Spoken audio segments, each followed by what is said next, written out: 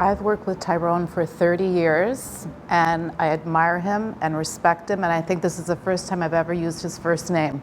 I always call him Dr. David. 25 years ago, I was newly scrubbing for Dr. David. There was always sort of a pecking order. You had to be very good to scrub for him. And there was tons of people watching, and it was a very, very, very difficult case. And he couldn't repair what he was repairing, so he said, okay, I'm just gonna take this heart right out of the body, and he took it out and repaired it and put it right back in. He's very confident. Patients are very fortunate. They know they're in the best hands. And we don't call him God for no reason behind his back. We do, we say we're in God's room, we're working with God, and because he really is.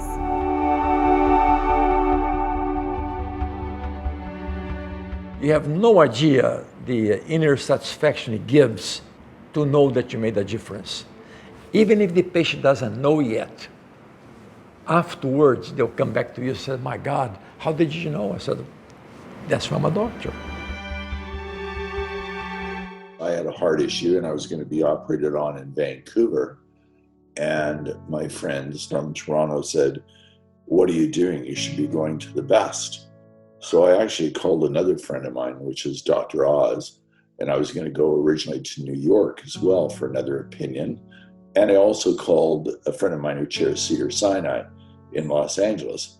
And make a long story short, everybody agreed that the single best surgeon in the world, in the actual world, is Dr. Tirone David.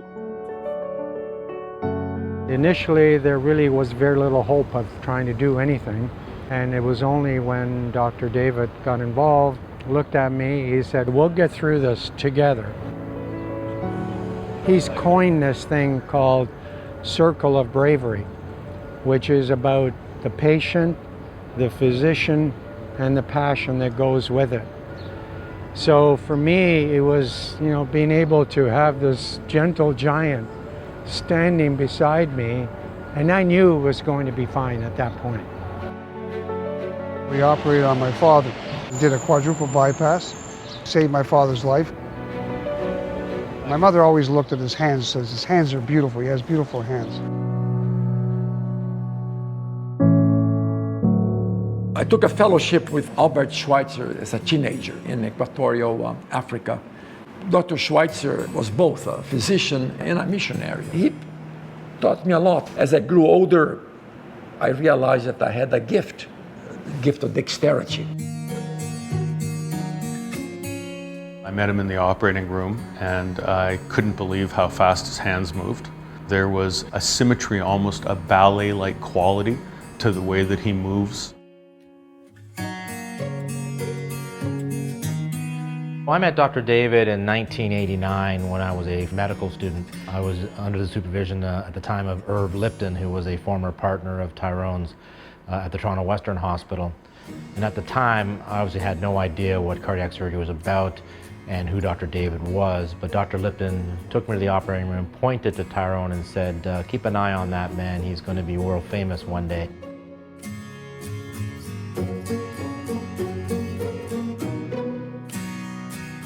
During medical school, I knew I was going to be a surgeon, but did not know what type of surgeon.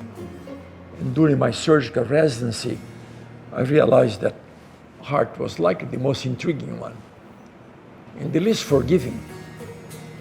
Heart surgery, from the beginning when I started being a resident, the outcome could be measured, could be quantified and qualified.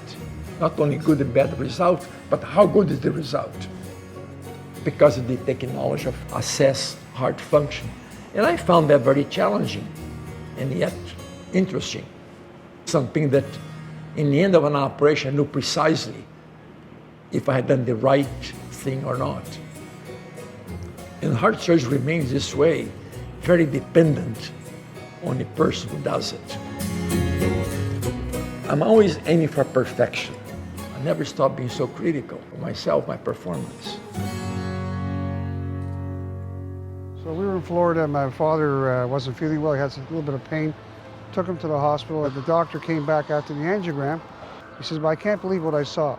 The grafts that Tirone did on him over 20 years ago are perfect, absolutely perfect. He says, your father was a lucky man to have Tirone David as his surgeon.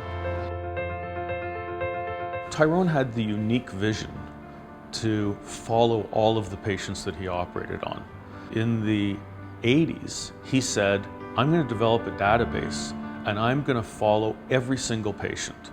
So I'm going to know 1 year, 2 years, 5 years, 20 years later how well the operations that I did turned out. And it's only by following the patients for that length of time that you can really appreciate, are things working well or are they not?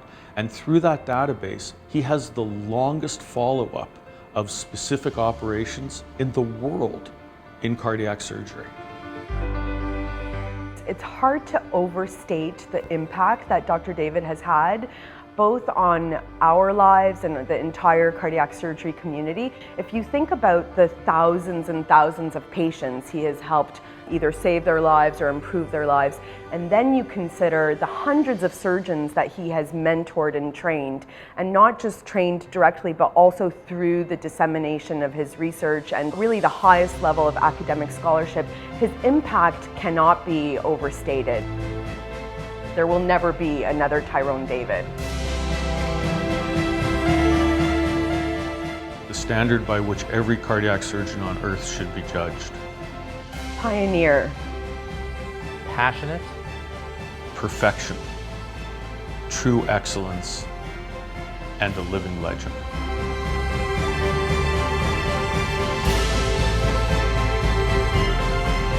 I'm not done yet. I have more things to do.